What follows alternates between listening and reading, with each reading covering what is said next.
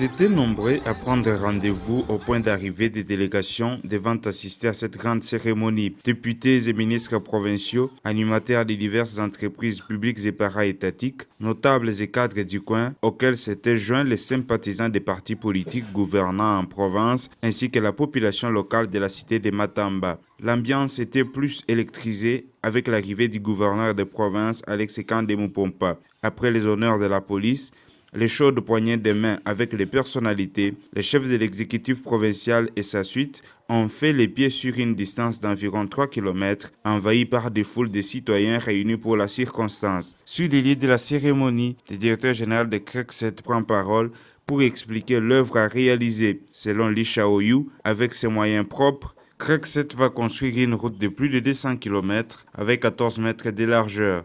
Au conseil stratégique de cette firme de compléter aussi qu'en frayant cette route, les parcelles écrasées sont dédommagées. Le gouverneur de province a consacré son speech à l'hommage au chef de l'État pour la paix établie, en même temps qu'Alex Kande a tenu à revenir sur les avantages économiques qu'apportera cette nouvelle route, source de désenclavement du Kasaï occidental.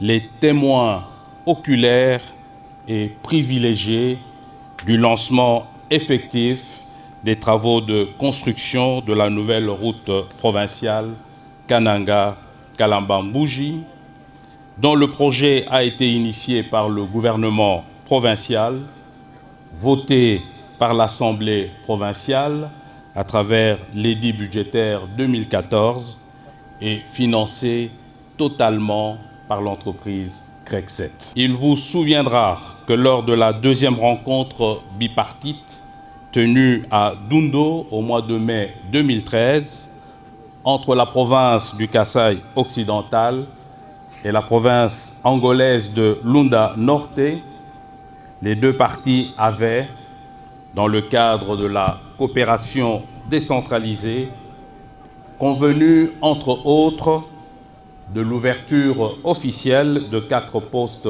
frontaliers, dont 2 situés dans le territoire de Chikapa et les 2 autres dans le territoire de Luisa. Après ce lancement des travaux par l'autorité provinciale, le cortège a parcouru les 9 km déjà construits par CREC7 en la phase 1. C'est ici qu'Alex Kande recevra des explications du conseiller stratégique de la firme chinoise sur le déroulement des 10 travaux.